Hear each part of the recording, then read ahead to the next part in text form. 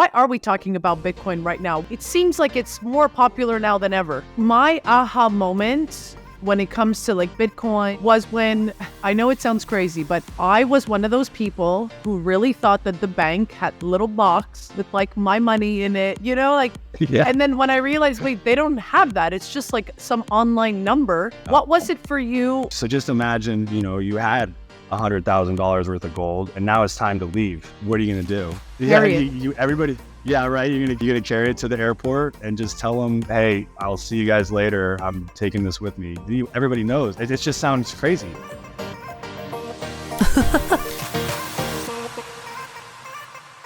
Welcome back to another episode of Girl in the Verse, the video podcast, the place to be if you are new to Web3, curious about crypto, but you don't want to get too technical. I'm your girl. My name is Melina. I've been a content creator for over 10 years.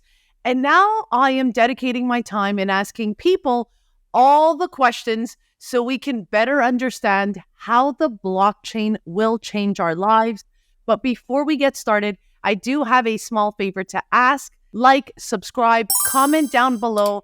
This not only helps the YouTube algorithm know that you love this type of content, but it allows me, the content creator, to provide more of what you want. I want to be able to get you guys the best of the best on the show. So if you like, subscribe, and comment, I know that you want to see more of this. Now, today, I am joined by Justin Orkney. He's been in Bitcoin mining for a few years now, and he's also working in the electric utility focused on demand response and new technologies. Justin, thank you so much for joining us today. Yeah, thanks for having me. Looking forward to it. We talked a little about this before we started recording. This audience, I like to say, is more of a beginner Web3 intro, right? So I think right now, sometimes I have this question up in my mind, what the F is Bitcoin? How can you explain this question right now to someone who is just diving into Web3? Yeah, well, I think maybe I'd start by saying that, I see Bitcoin as fundamentally unique and apart and different from anything that people might consider crypto or Web3. I see it as a much more foundational technology and development for human civilization, to be honest. So you'll probably only hear me refer to Bitcoin. I tend not to use the terms Web3 or crypto. I think they can confuse the topic to a certain degree. But in general, as I understand it, Bitcoin is basically a global, decentralized, permissionless, censorship-resistant protocol that was spun up back in 2009. The white paper was released by Satoshi Nakamoto in late 2008. And then the first block was mined in early January of 2009. And what it aims to achieve is trustless, permissionless, the other terms I used, trustless, permissionless opportunity for people to exchange value or maybe just information. But right now it's considered value peer-to-peer without a trusted third party in the middle. And so there's ways that it accomplishes that, but you can generate you have three pillars of the technology as I see it. You have signing or the proof of work that aims to establish the uniqueness of the information and protect the network and run the protocol, add the blocks to the chain approximately every 10 minutes.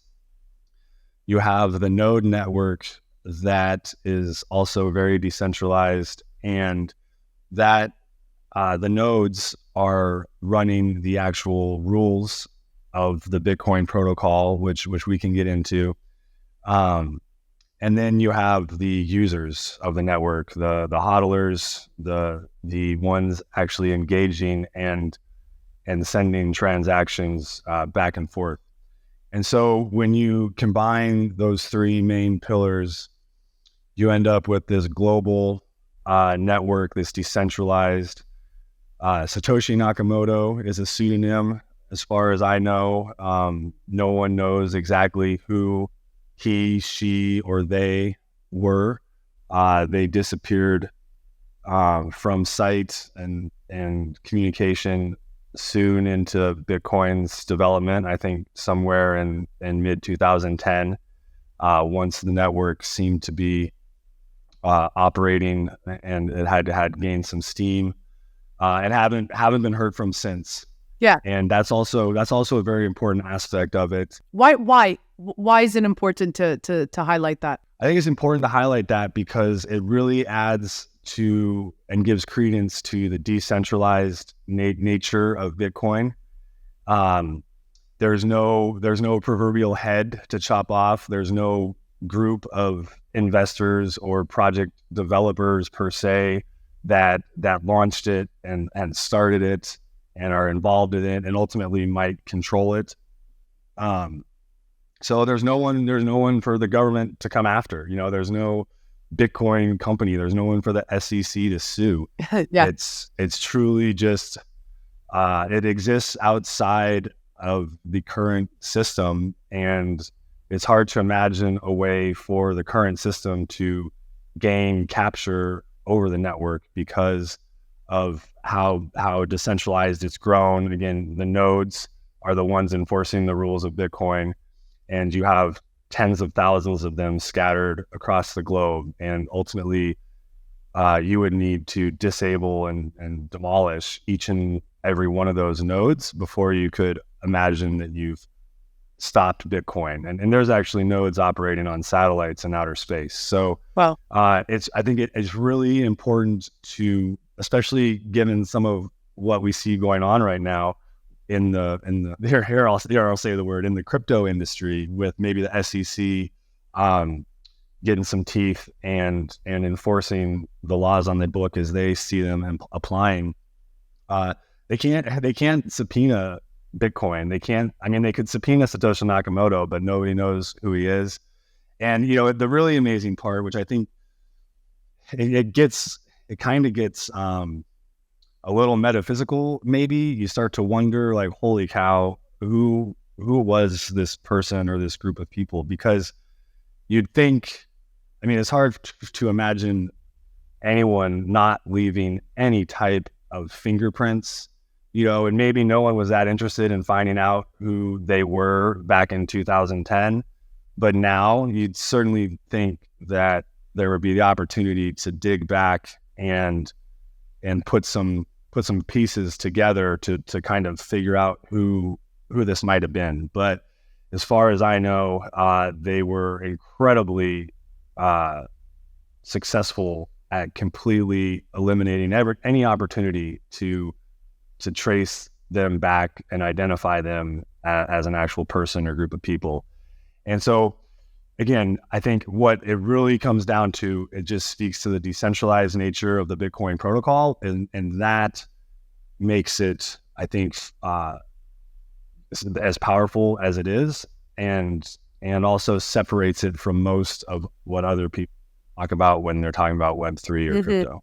I have so many questions within all this. Well, the first one, I think going back to why it was created, right? We said 2008. Well, we said 2009.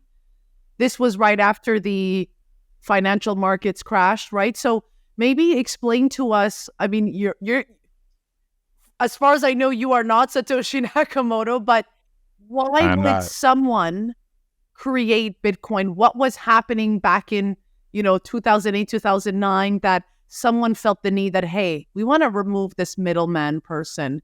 Maybe explain that too. Because I think, when I talk about this with my friends, and I just had this conversation the other day, I was asking people, we were all talking about Bitcoin and crypto and whatnot. And I asked everyone, do you have these conversations with your friends? And everyone was like, no, like they don't care. Right. And they don't care. So, right. And you're smiling here because you're like, maybe my friends also don't care. Maybe let's go back to why this actually was created. Because I think for a lot of people, right, we were under the impression that this was a scam, this was impossible to perhaps create, this was unachievable. Why have someone create this, going back to that time? It might be important to point out first that, sometimes, especially when you're talking to folks in crypto or Web3, they'll say, Bitcoin is boomer tech, or it's old, or it was the first one. And so it's hard to imagine the first one being the one. But actually, Bitcoin certainly wasn't the first. There were a lot of people going back even to the late 80s and throughout the 90s, working on encryption, working on technologies that would provide security and provide the opportunity to get rid of that trusted third party in the middle. It's just Bitcoin was the first one that worked. It put all these different pieces together in a way that so far has seemed very successful and has worked. And so I think that's important to keep in mind. Now, getting back to the time when it was released in late 2008 and then the first block being mined in early 2009, you're absolutely right. You had the great financial crisis. I think in retrospect, for anyone paying attention, you notice how the government basically just printed money, more or less, issued debt out of nowhere and bailed out the banking industry and the insurance companies that were insuring those banks. And maybe your average homeowner or your average pleb got burned in the process, and no one was really held accountable. And so Bitcoin was released in that context, and actually in the Genesis block, as they refer to it, Satoshi Nakamoto inscribed the following quote, which was "Chancellor on the brink of second bailout for banks." And what they were speaking to was this idea of the money as we've known it, certainly in our lifetimes, but even when you start to think about it, going back throughout human history, money as a technology, there's always been someone that can be in control of the supply and in control of the issuance. And I think when you look at money that way, you start to maybe reflect on phrases like absolute power corrupts absolutely. And well, perhaps that's true. What is the mechanism? Well, I think the mechanism is when you have the absolute power, you are then in control of the money and the money supply. And so if you have a bunch of, if you have people using a monetary technology, like let's just go to glass beads, right? Because that used to be a monetary technology. It was the best that they had. There was some type of scarcity to it. It took time and effort to make the glass beads, and that the glass beads reflected that, and they could be traded and bartered for other goods. And there was just an inherent, that's kind of what gave them the value. Some level of scarcity, some effort and work required to create them. But then if someone can just come up with a manufacturing process that makes it, 1,000 times easier to manufacture the same glass beads, and then they can, essentially start to just dump them on the market. Well, now each individual's glass bead becomes less valuable. And you can think of paper, fiat currency, all the, whether it's the dollar or the yuan or the peso or whatever. If someone has the ability to create more units of that currency or that money essentially out of thin air with very little work involved, then it devalues the currency that everybody else holds. And so when Bitcoin comes into play, or how does Bitcoin solve that problem? Well, you have to look at the rules of Bitcoin, and that's maybe where you start to get into some of the aspects of Bitcoin that people might be familiar with. The hard cap of 21 million. There will only ever be 21 million Bitcoin in existence in the universe as we know it. Each Bitcoin is subdividable by 100 million units that are called Satoshis. So you can kind of think like a dollar has 100 cents of Bitcoin has 100 million Satoshis. So there's basically 8 decimal points behind Bitcoin. And that can never change. And that can never change because those rules are enforced by the node operators. Right. And you'd have to get every node operator to agree to change that limit, which is basically impossible. That would never happen. And why would they even do that in the first place? Because you would be essentially devaluing, if they're running a node, they're probably interested in the network. And they, to say you wanted to double the amount of Bitcoin from 21 million to 42 million, well, you're just decreasing the value of their Bitcoin by about half. And so they have no incentive to change the rules. And so that 21 million you can think of as a very hard cap, which is probably, it's the first time in human history we've actually come across or developed or invented or discovered anything that is truly scarce and truly finite. Even gold, you can mine gold. Everyone knows that, and it increases in supply at about 2% a year, more or less. And if the value of gold goes up, miners are going to mine more gold. If it goes down, they'll probably mine less gold. And it's the same. It's the same for basically everything. Housing prices go up, they're going to make more houses. And yet Bitcoin can't change. And then to get to that 21 million Bitcoin, you have a fixed issuance schedule. And this is kind of where the mining comes in. And so basically every block that's added to the Bitcoin blockchain, which includes the most recent transactions and their fees, the miner that discovers or creates that block, unlocks that block, they receive a reward for the energy that they had to put in to accomplish that through proof of work. And they receive a fixed issuance of new Bitcoin, or it's still part of that 21 million hard cap, but it hasn't been placed into circulation yet.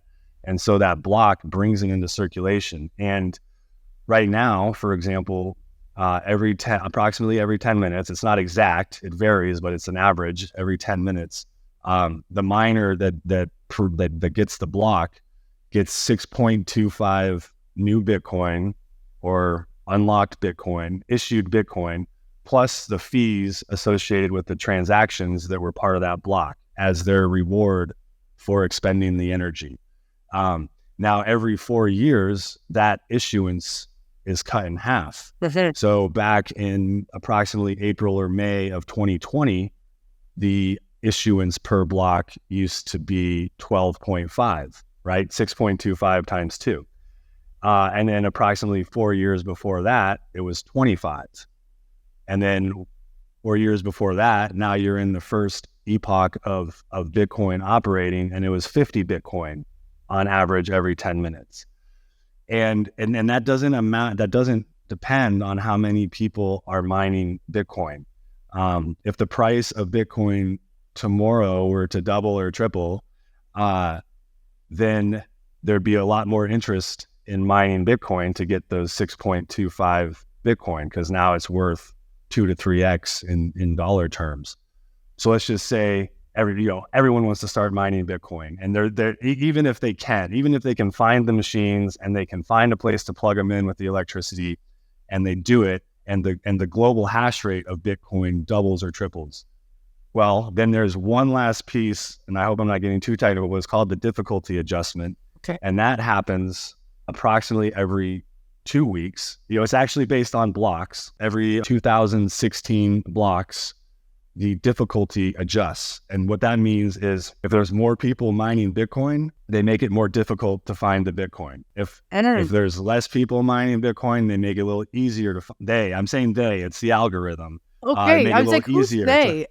Yeah, there is no they. It's the program, it's the algorithm, it's the protocol. It makes it a little easier, and it's based on that 10 minutes, right? So every 2016 blocks, the algorithm takes a look at the average block time. And if it's over 10 minutes, the difficulty adjusts downward. It makes it a little easier. If it's less than 10 minutes, it makes it more difficult to try to get to that 10-minute difficulty adjustment. So what that does is it keeps that issuance basically fixed. So right now, 6.25 Bitcoin every 10 minutes on average. That's about 900 a day. So it just maintains that. And even if a huge groundswell of people start trying to mine the Bitcoin, it's just going to become more difficult in no more than 2 weeks, and you'll be right back to the same fixed supply issuance. And so if you carry that out every 4 years, dividing in half, you basically, it's an asymptotic curve and it approaches that 21 million hard cap. And so just to wrap it up there, the last Satoshi would be mined sometime around 2140. Basically, the real importance of that is the scarcity aspect and the concept that no one can change the total supply of Bitcoin, and you can't even change how quickly it's issued. That's it.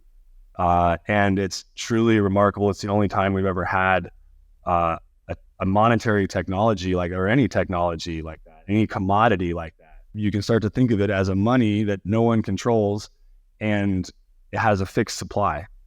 And that starts to speak to the importance of why Satoshi was so interested in sharing with the world back in 2009, because he saw the games that were being played with the money supply. And it wasn't just unique to that time. You start to look back in time, clipping gold coins, the glass beads example, anytime there was a monetary technology, someone always found a way to create more of it, more or less for free or for out of nothing. And while everybody else was having to work for it. Yeah. And that's where you get the corruption. That's where you get the power dynamics that ultimately tend to lead to civilization collapse. Yeah. And maybe that's what's so special and exciting about Bitcoin, is maybe we finally found something where it's not susceptible to that.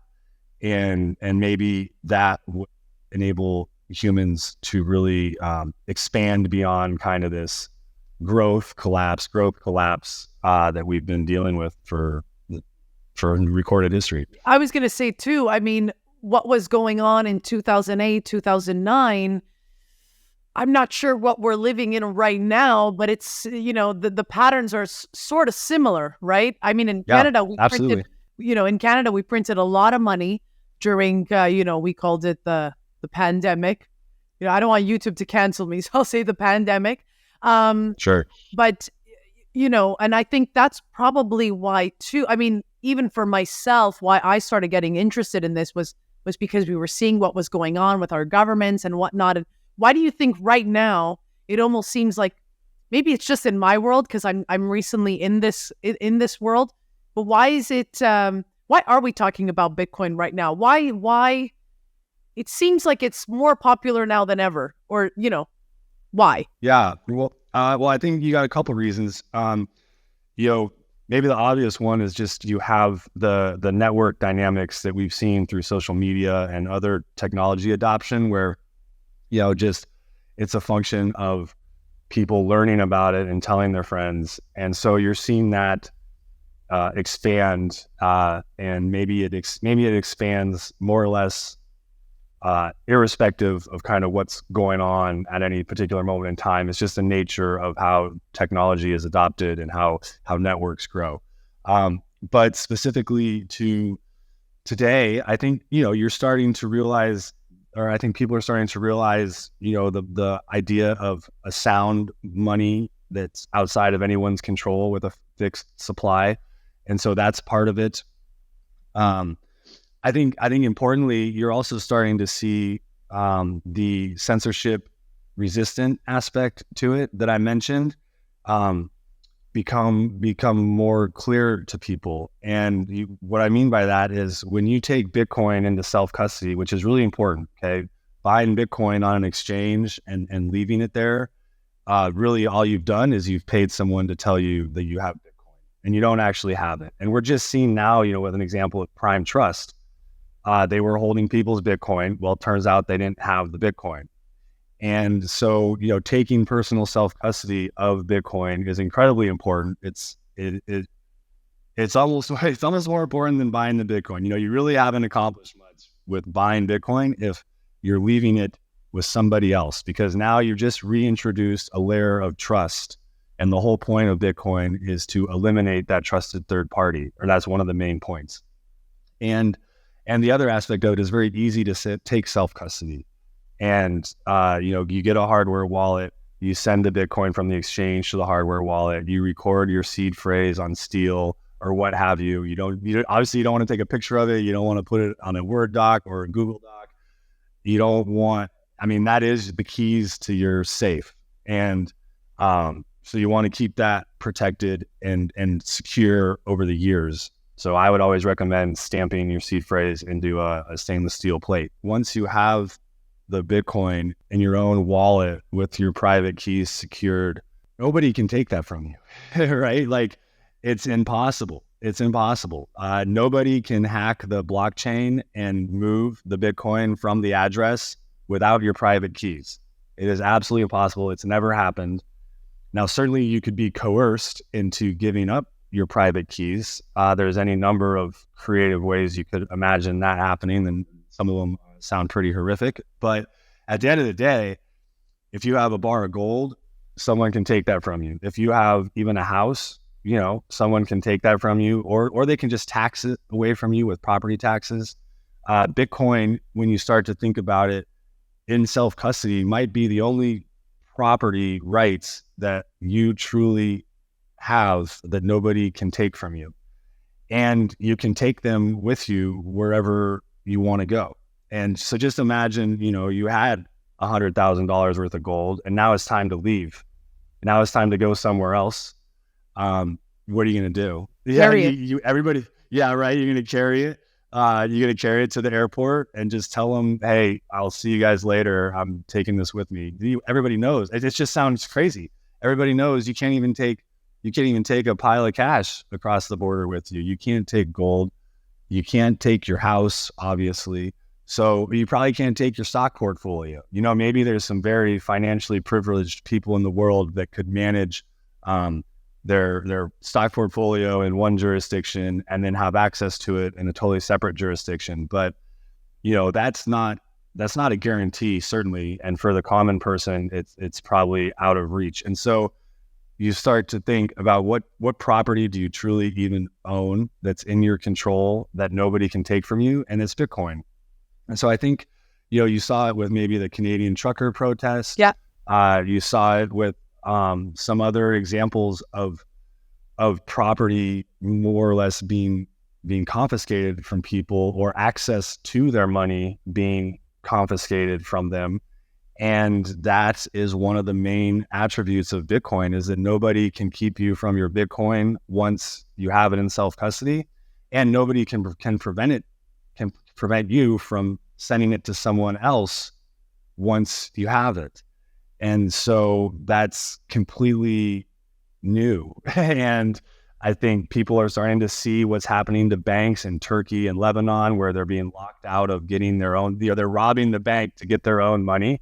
And of course it's not there, but, and we talked about the Canadian truckers, they're just starting to see all the middlemen that are maybe not so trustworthy, to begin with. And so I think that's probably a big part of the interest in Bitcoin and the adoption of Bitcoin, is people seeing how, what is money and what are property rights. And if they really start to understand Bitcoin, it's going to stand out as the only real option that makes any sense. Yeah. So Justin, obviously I know that you're a miner as well. What got you into Bitcoin mining? Maybe explain to us what Bitcoin mining is, because I will say my aha moment when it comes to like Bitcoin and this whole new world, let's call it that, was when, I know it sounds crazy, but I was one of those people who really thought that the bank had a little box with like my money in it, Yeah. And then when I realized, wait, they don't have that. It's just like some online number. That was my aha moment. So what was it for you, and what got you into Bitcoin mining? a similar story maybe to most in terms of getting into Bitcoin. It was just a matter of having a friend over the years or a couple friends tap you on the shoulder here or there and maybe not give them much of the time of day. But then at some point you're like, all right, what are you talking about here? Let's figure this out. So I had that moment and bought Bitcoin and started to understand it there. But it wasn't soon after, with my day job, you mentioned working at the electric utility industry. I was focused on new technologies on the grid. I was focused on demand response. And with that, that generally included like smart thermostats, EV chargers, electric vehicle chargers, battery storage, and everything that we were trying to accomplish with that by, maybe controlling people's thermostats when it was really hot or really cold out to have them use less electricity. I realized that Bitcoin mining as a technology was able to do that at scale and much more effectively than any of the programs or rate designs that I had been working on. And so what I mean by that is that, basically Bitcoin mining, I kind of break it down into three aspects of it that make it truly unique as a customer or as a load on the electric utility. Is it's location agnostic. So basically it doesn't require much infrastructure to operate. It just requires electricity and a low bandwidth internet connection for the most part. And so it can go anywhere.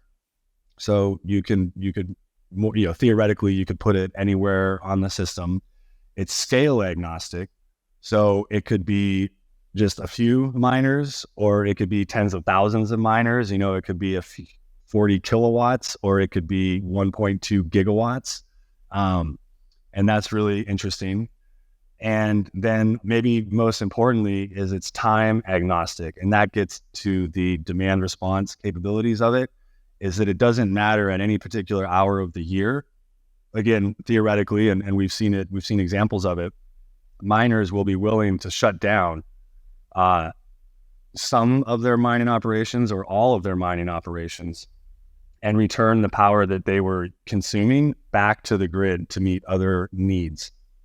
And so that's, and then they could keep it off for any particular amount of time. When we were controlling people's thermostats, they're not going to be, especially on the hottest or coldest days of the year, they're not very interested in having you keep it off for a weekend, right? Like you got a couple hours max.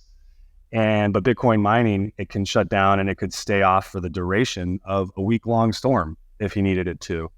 And that's very special. And then it could turn right back on once that was what made sense for the grid. And so I really started to see it as this very unique technology, this very unique industry that, the reason I was looking at demand response is we need more flexibility as an electric utility. I'm not with the electric utility anymore, but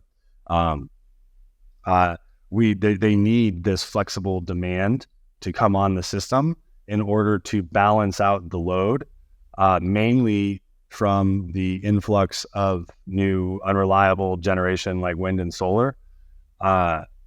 But also just the history of electric utilities has always been balancing customer load with generation. Electricity for the most part can't be stored. It's got to be consumed the instant it's created. So you always had to balance the generation with the customer load.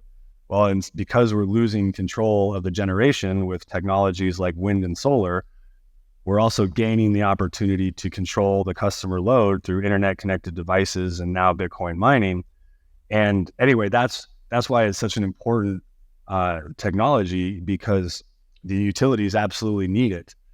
And we can get into that a little bit more, but that was really the aha moment for me. And I became very interested in Bitcoin mining. I spun up a study. I was with one of the largest electric utilities in the country. And so I spun up a study with them to look into the, I knew it, I believed it, but still you have to go through the process. You have to do the due diligence. You have to socialize the concept. You have to build backup documentation of why this is a good idea and how it's going to work.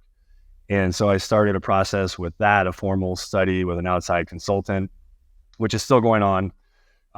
But then, now I've seeing all the activity, seeing the capital that's going into Bitcoin mining industry and the excitement around it, some of it to do with the strategic integration into the grid, some of it to do with rural revitalization. That kind of gets to the location agnostic part of it, is it can go into rural America where most industry seems that has left and maybe isn't so interested in coming back. So yeah, now I'm with an actual infrastructure company that builds out energy infrastructure for some of the largest mining campuses in the world. And yeah, that's maybe I'll stop there. I was going to say, so you're still mining. I'm assuming it's also profitable, right? Like for those, like we hear about it all the time. People are like, oh, these miners are doing it. They're making a buttload of money. What does that look like? I don't know if you can give us some numbers, but just give us like a, so you're mining it. I know you gave us a few numbers before, but is it profitable? Should everyone go mine? Well, how's that? But the thing is, I'm sure if everyone goes to mine, we're gonna. That's part of it. You highlighted it. Basically, the profitability of mining comes down to a lot of factors, and each one of them is pretty dynamic and volatile, except for the issuance. You can always count on the issuance to be what it will. So because that issuance is fixed of new Bitcoin, if the amount of global hash rate or the amount of people mining on the network goes up, the share of any particular miner's daily issuance of Bitcoin goes down, right? Because if there's more people drinking out of the same milkshake, everyone's going to get a little less milkshake, because there's the same amount of milkshake. It's fixed. So then how does that ever make sense? Well, because maybe the dollar value of the Bitcoin goes up. So now everyone's getting a little less Bitcoin, but it's worth more because the price went up. So those are kind of the main dynamics that drive the value of the Bitcoin in dollar terms that you would be receiving from mining. And then the third really important aspect of it, which is maybe what keeps it from being a great idea for everybody, is your cost of electricity. Because that's on the other side of the balance sheet, right? What we just talked about was what's the value that's coming out of the miner. Well, the main, nearly the only input for mining once you have the machines is electricity. You don't have really many other costs at all, except for some operation and maintenance costs. So it's really important to have the cheapest electricity possible, or the cheapest energy possible. And so if you're someone that has access to cheap energy, even if it's not so reliable, if it's cheap, then maybe mining is a good idea for you. And so that's what we're starting to see with miners go out to the flare gas coming out of oil wells, and instead of that gas, just that methane being vented into the atmosphere and lit on fire, which is, it's better than it just floating up into the atmosphere without lighting it on fire, but it's still not perfect. It's pretty dirty.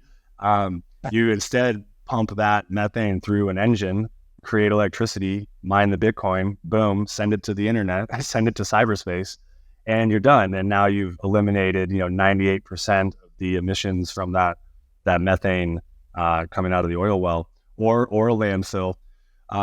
But you're seeing Bitcoin start to attack those cheap, stranded energy sources. Another example of that is maybe negative pricing that you've seen in places with a high penetration of renewable, or as I call it, unreliable generation, like wind and solar, where they're producing on a clear, breezy day in the spring and generating some of the most electricity at any one time that they'll do all year, but yet no one's needs it, no one's using it. And so now the prices go negative. And but so that's a perfect opportunity for Bitcoin mining. You can't get free energy is good, negative energy is even better, negative price energy is even better. And so it's really, if you have the opportunity to get access to that type of electricity, that type of energy, that's when it really starts to make sense. If you're the average homeowner that is paying the average rate of electricity of 10 to 12 to 14 cents a kilowatt hour, it's probably not going to make sense, with a couple of caveats. One is if you just want to do it and you want to get rich Bitcoin. No, it's not get rich. Yeah, not yet. It's the long game. But if you want to get Bitcoin that nobody knows that you have, for the most part, they call it non-KYC, non-KYC Bitcoin, and you're really interested in mining, and you don't care if you're spending a little more per Satoshi or not.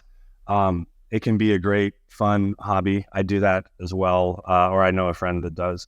And then the other aspect of it is if you can do something with the heat. The other byproduct of putting the electricity through the machine, the main product is the Satoshis, but those are digital in cyberspace. The other product of the electricity is heat coming out, and then a little bit of noise. If you can take advantage of the heat, well, now you're talking. That's I heated up my townhome all winter with some mining in my garage, 3-story townhome. Wow. And didn't need to turn on the heat.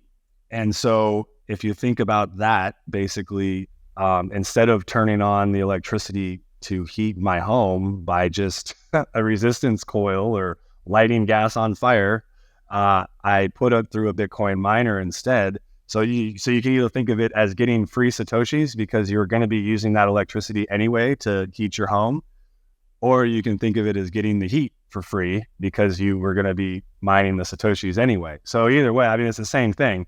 But if you have opportunities like that, or maybe a greenhouse, you start stacking up these value propositions, and that's when it can get exciting and really start to make sense. Now, just the last thing I'd say is that the growth of the Bitcoin network in terms of mining, the global hash rate, it is bounded by physics in the real world, right? There's only so many mining machines, and they can only make new ones so quickly.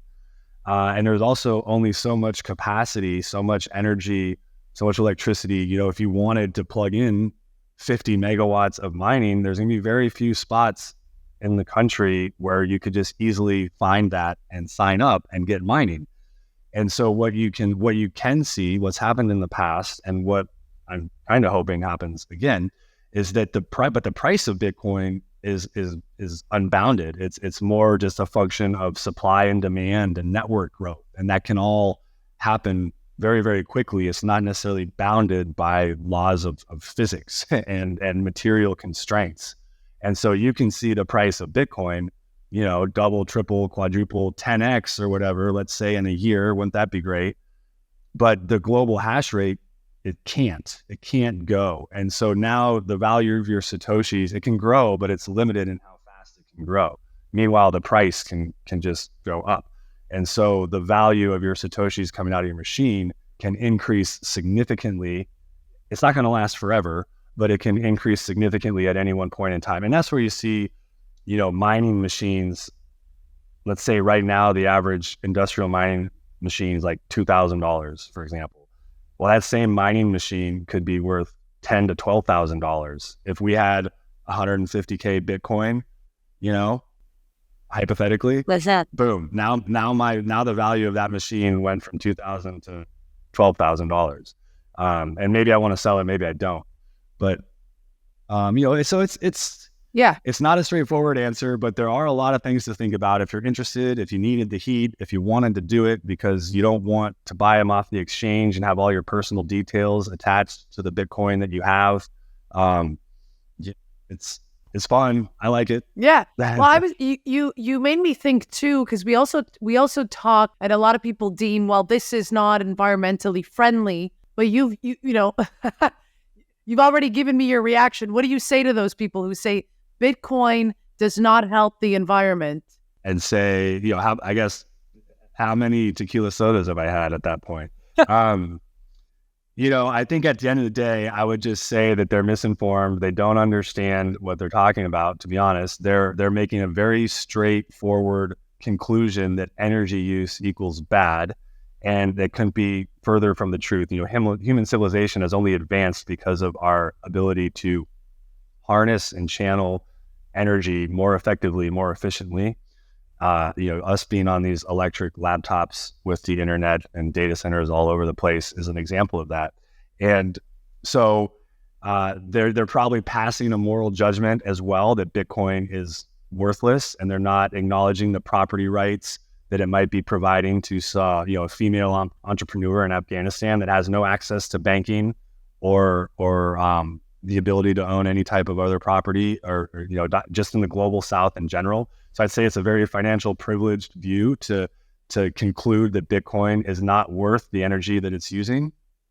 And then I would say that, if you actually care about reducing emissions, if you actually are concerned with greenhouse gases or what have you, Bitcoin mining is probably the most important and effective technology that we've ever had access to in order to achieve a decarbonized grid, in order to reduce emissions. I just mentioned the flare gas at the oil wells. Well, the fact that they're lighting this gas on fire, that's the only evidence you need to understand that there's nothing better to do with it. These are very smart, industrial, entrepreneurial, engineering-minded people. If they had something better to do with the gas that made economic sense, they would do it. But they don't, so they light it on fire. And it's dirty. Well, Bitcoin mining now is the first technology that has come around and says, yeah, boom, I can go there. I can eliminate those emissions. So we're looking at the opportunity for Bitcoin mining to single-handedly reduce the methane emissions across the globe in ways that were never even thought possible up to a couple of years ago. And then the same thing comes around when you're talking about, I actually have a problem with integrating more wind and solar on the grid. I don't think it's the best use of our scarce time and attention and capital as humans. I think we should be doing nuclear instead. But even if that was the plan, which it is at the moment, to do more wind and solar, you need Bitcoin mining. We are already running into hard walls on the transmission system and the distribution system of solar and wind, causing real challenges. You got the negative pricing I mentioned. That negative pricing that's going on. Not only is it just it's messing up the markets, it's sending cockeyed price signals, or maybe they're right, but it's just what sort of wind developer or solar farm developer is going to say, oh, cool, I can't wait to build the next 50 megawatt project knowing that 30% of the time I'm going to be selling into a negatively priced market. No, they're not going to do it. So, and even from the physics of it, the interconnection queues and backlogs for solar are immense because they're running into very real limitations on the grid. Bitcoin mining, you can solve those issues fairly quickly, certainly relative to anything else on the table right now. And so I would just say there's so much nuance to it. There's so many details. And ultimately, Bitcoin mining, if you really start to understand it, you really start to understand how networks or how energy networks, how electric grids operate, you recognize that it's probably the most environmentally friendly technology that we've ever had access to. And then the last thing I'd say is Bitcoin mining at right now is using a fraction of the global, a less than a fraction. It's a rounding error in terms of how much energy is used on a daily or an annual basis. It's less than 0.5% of all the energy consumed on the globe. Most of that energy is wasted, or a significant part of it's just wasted to begin with. And if you're concerned about Bitcoin mining being environmentally bad, you're being absurd, because how do you feel about Pornhub? How do you feel about Netflix? How do you feel about people driving to wherever driving to Walmart and buying shit they don't need? But who are we to cast moral judgments on any of that? And so it's just, I would say you haven't thought very much about it, and hopefully no one listens to your opinion. So Justin, I like when you mentioned this Afghan woman who doesn't have access to maybe potentially a bank account. I think a lot of the times in North America, we take for granted the accessibility that we have, right, in terms of being a man or a woman. But maybe maybe touch on that as well. The importance of having this sort of decentralized technology that is allowing other people around the globe access to potentially money or things that they can own, right? Like, I think a lot of the times when I talk about this with my girlfriends, they don't see the need because they're comfortable. They're like, I'm good. I've got financially privileged. Financially privileged is what we call it. Yeah. Yeah. I'm sorry. No, but you're right. That's the word, right? Financially privileged. So what would you tell someone today, who is like, I don't see the point of this, And I always think about those other countries, or even myself, because like you said, right? We've seen it in America just this year alone, people going and running to the bank to pull out money. I mean, this is not something so absurd. We've seen it happen this year alone. Yeah, exactly. Well, and the inflation rates that they tell us of, it went up as high as almost 9%, I think, and maybe it's down closer to 6% or whatever. But I think we're all feeling that maybe inflation in real life is a little higher than that. But that's with one of the strongest, if not the strongest, currency on the planet. You have a lot of countries where the inflation rate is much, much higher. And Argentina, for example, it's a huge country with millions and millions of people, and they have an inflation rate of 100% plus. And so what are they going to do? What are they going to do? They even if the banks had their money in the bank, which they don't, then it's still losing value at a rate of, it's still worth half as much a year later. And, yeah, you could buy property, but they can just tax it. And so what are you going to do? How do you protect yourself from that type of inflation? You're in a country like Venezuela where it's just, or Zimbabwe or Lebanon. I mean, forget about it. So having access, and forget about even the fact of like, well, checking account, can I send money from point A to point B? Can I buy a coffee? It's like, can you just preserve your monetary wealth throughout for the next year or two? Because otherwise it's going to evaporate and it's gone.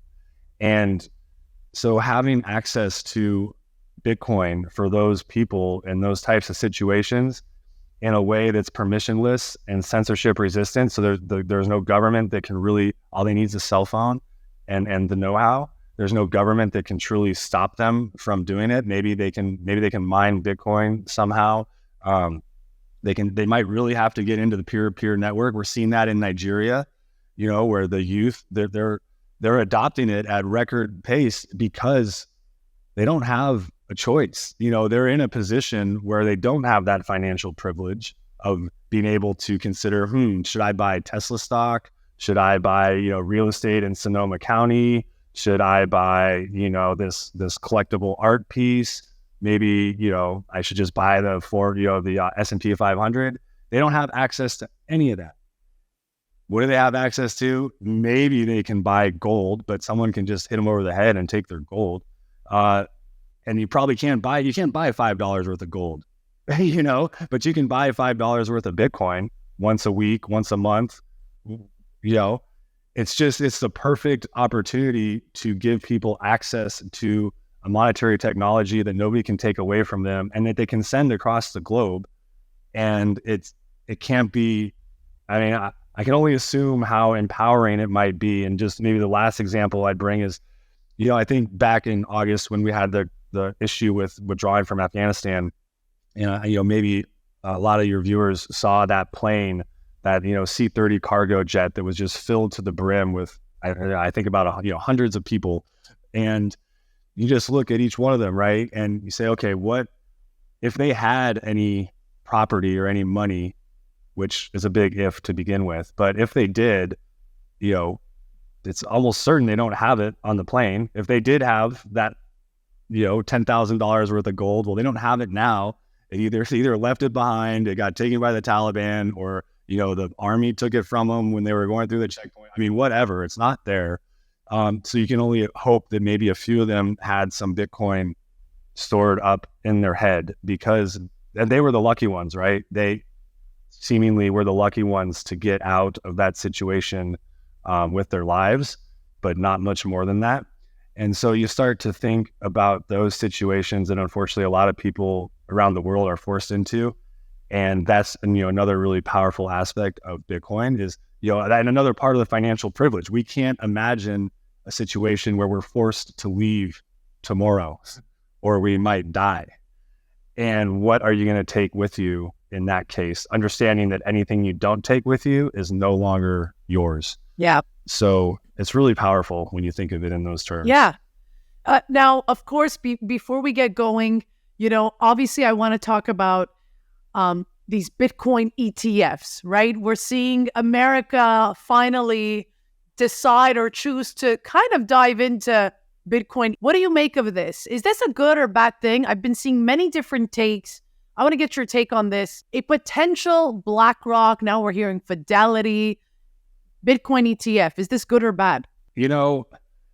I'm not sure. I tend to think, well, here's something I'll say is that everything's good for Bitcoin. It doesn't matter in the long run. Everything's going to be good for Bitcoin. It's what they say, right? Bad publicity is sometimes good publicity. All publicity is good publicity. There you go. So I think there's an aspect of that. Now, in terms of, I think it could be seen in a positive light in terms of giving people that might not otherwise consider Bitcoin access to Bitcoin. Although these are probably, if they're managing their money with Blackrock, they probably are in that financially privileged category right up near the top. So I'm not too worried about them and having access to Bitcoin. But you know what? That's fine. We'll see if they get approved. It seems like everyone's pretty confident that Blackrock would not have filed if they didn't. They had a very, very high likelihood of getting approved. Their track record with ETFs that they've filed is some absurd. It's like 99.9% effective. They've only had one out of 580 or something that was ever not approved. And then they made a couple tweaks to it and refiled it and it got approved. So, that is interesting to see those types of players maybe come into the space. I would say if people are concerned that they're going to be able to take over Bitcoin or co-opt Bitcoin, I'd say that's, it's fine if they think that, but I think that's pretty naive of them, and better for us if that's what they want to try to do, because I don't think it's going to happen. But yeah, it's a very interesting time right now, especially when you consider what the SEC, the actions they just took against Binance and Coinbase. It kind of speaks to why I just like to stay on bulls, stack sats, take them into self-custody, and not really worry about too much of anything else, because the SEC might be coming for these projects. Maybe they claimed they were decentralized, and now there is a they when we say they claimed they were decentralized, and the SEC is going to find them and tell them to knock it off. And so I think we're kind of starting to see the grumblings and murmurs around those types of actions. And maybe they were trying to clear the way for someone like BlackRock or these other legacy institutions to come in. Who knows? But at the end of the day, I'm interested in acquiring Bitcoin for myself and my family and my future. And I try not to get too emotionally caught up in whatever else is going on. Mm-hmm. I was going to say too, for beginners, I hear a lot of, hey, what about Bitcoin Cash and all these Bitcoin knockoffs? Let's call them that. What would you say to someone, just before we go, what would you tell someone right now, right? Forget Bitcoin Cash, forget what the banks are telling you, right? Like, what piece of advice would you give, Justin? I'd say my advice is that the most pristine asset that anyone can truly own in the world is Bitcoin, and it's verifiably scarce, absolutely scarce, first time in human history. And these other, basically in that context, I view everything over the long term going to zero against Bitcoin. Definitely something like Bitcoin Cash or Satoshi Vision or whatever these forks were. You can just see it, look at the chart. It's not going to change. I'd say that's probably true for every other crypto as well. To the extent that it's not true over a short time frame, it's probably a pump and dump scam. And you're probably, if you're lucky enough to get in on the front end, the only reason it might work out for you is because you're dumping on someone else that's unfortunately falling for the hype machine behind you. And there's probably no economic value happening there, regardless of whatever the marketing says. And they're not decentralized. They're centralized. It's just a software company that's executing probably a poor strategy. So I don't need to say too much more about that, but I just say that over time, even real estate, gold, all this monetary premium that we've applied to other instruments, because maybe our actual dollars as monetary technology were not very good. So real estate's been monetized, obviously gold's monetized. I think all of that is going to, over time, start to collapse into Bitcoin. And so that's why I say, everything's good for Bitcoin and everything's going to zero against Bitcoin over time. So, wow. If you want to gamble, if you want to try to pull off some swing trades here and there, like, more power to you. Just recognize that that's what you're doing. If you're interested in saving your money over the long term and providing yourself peace of mind, just stick to Bitcoin and everything else will work out. I love that. You should this should be an ad. Stick to Bitcoin. I love that, Justin. It simplified my life. All right. Well, look, I will say I'm so grateful that you came on the show to explain this to us. For those newbies out there, I'm sure you may have 1,000 more questions. So what I will say to everyone is drop them down below. Let's try to get Justin to come back on the show to answer some of these questions, because God knows, right? We can go in and talk about this for many, many hours, but we won't today. But if you do have Bitcoin questions, even to figure out, I use Ledger right now as my hardware wallet. I'll also put, my affiliate link down below. The juiciest conversations are happening up in my DM. So feel free to reach out to me on Twitter, on YouTube, on TikTok, on Instagram, on Facebook. Come find me. I'm even on LinkedIn. Come find me. And let's get this conversation. Let's keep this conversation going. These episodes come out every Monday. So feel free to hit the bell, subscribe, and please send us your Bitcoin questions so we can answer them in a future episode. I will see you guys next time. Bye.